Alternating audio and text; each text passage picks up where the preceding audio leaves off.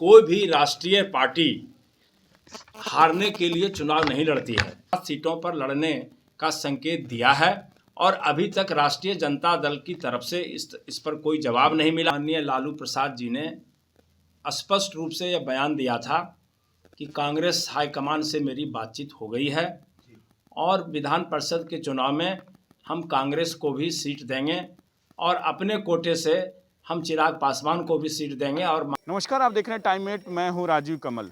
MLC चुनाव को लेकर महागठबंधन में एक तरीके से खींचतान चल रही है, जहां तेजस्वी यादव और उनके पार्टी साफ कह रही है कि एमएलसी चुनाव में एक भी सीट किसी को देने वाली नहीं है। इशारों में साफ कह दिया गया कांग्रेस पार्टी को। लेकिन कांग्रेस का वही हाल है जो विधानसभा उपचुनाव हुए थे, 2 सीटों पर तारापुर और कुशेश्वर स्थान, वहां सीधे सीधे नकार दिया गया था। उसी फिर से तेजस्वी यादव उनकी जो पार्टी है, साफ कहना है कि हम एमएलसी चुनाव में कोई भी सीट देने वाले नहीं है। इसी को आज एक तरीके से मान ली कांग्रेस में बहुत हिचकिचाहट है। वहीं मदन मोहन झा ने भी कह दिया कि नहीं, हम तकरीबन 6 से 7 सीट लेंगे। आज समीर सिंह हैं जो कांग्रेस एमएलसी हैं, बड़े नेता हैं, उनका साफ कहना है कि 6 से 7 सीट से कोई भी समझौता नहीं करेंगे और भी बहुत सारी बातें कही हैं। पहले वो बात सुन लीजिए। देखिए, उपचुनाव के बाद राष्ट्रीय जनता दल के अध्यक्ष माननीय लालू प्रसाद जी ने स्पष्ट रूप से यह बयान दिया था कि कांग्रेस हाईकमान से मेरी बातचीत हो गई है और विधान परिषद के चुनाव में हम कांग्रेस को भी सीट देंगे और अपने कोटे से हम चिराग पासवान को भी सीट देंगे और महागठबंधन में ही हम लोग चुनाव लड़ेंगे। ऐसी परिस्थिति में जब लालू जी का इस तरह का बयान आता है तो फिलहाल हमारे प्रदेश अध्यक्ष जी ने, डॉक्टर मदन मोहन झा जी ने राष्ट्रीय जनता दल को 7 सीटों, कम से कम 7 सीटों पर लड़ने का संकेत दिया है और अभी तक राष्ट्रीय जनता दल की तरफ से इस पर कोई जवाब नहीं मिला है। अभी तक हम लोगों ने बैठ करके कोई तय तमन्ना नहीं किया है।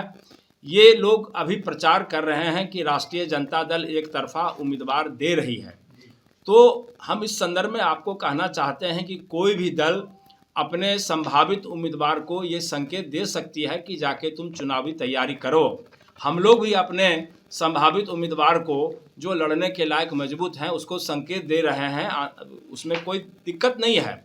लेकिन जब सीटों का तालमेल हो जाएगा तो उसी सीटों पर हम लोग, जो जिसके हिस्से में होगा वहां हम लोग नामांकन करें। 7 सीट मिनिमम कांग्रेस को चाहिए और इससे कम हम लोग नहीं लड़ने की इच्छा रखते हैं, क्योंकि 7 सीट पर हमारे पास जीतने लायक उम्मीदवार है। ऐसे 10 से 11 सीट पर हमारा बहुत मजबूत उम्मीदवार है, इसमें कोई संदेह नहीं। लेकिन गठबंधन को कायम रखने के लिए अगर हाईकमान का निर्देश होता है तो वैसी परिस्थिति में हम हाईकमान की भावनाओं के अनुरूप 7 सीट पर लड़ने पर भी सहमति बना सकते हैं। कोई भी राष्ट्रीय पार्टी हारने के लिए चुनाव नहीं लड़ती है और कमजोर प्रत्याशी को कोई भी दल चुनाव मैदान में उतारने का जोखिम नहीं लेता है।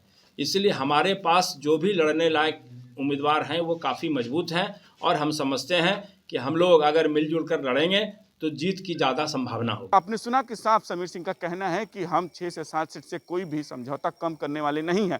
वहीं जहां तेजस्वी यादव हैं, उनका कहना है, चाहे उनकी जो पार्टी है साफ कहती है कि हम अभी कोई भी सीट किसी को देने वाले नहीं हैं। फिलहाल इस पर कोई बातचीत नहीं हुई है। लेकिन समीर सिंह ये भी कहते हैं कि अभी बातचीत करनी बाकी है। लेकिन राजद की तरफ से ऐसा नहीं लगता कि कोई भी सीट मतलब एमएलसी के लिए वो दे पाएगी। जिस तरीके से पिछले उपचुनाव में उन्होंने साफ तारापुर और कुशेश्वर स्थान पे साफ नकार दिया था और गठबंधन टूट गई थी। अब देखना होगा कि आगे इस पे क्या बातें होती हैं। पटना से राजीव कमल, टाइम 8 बिहार।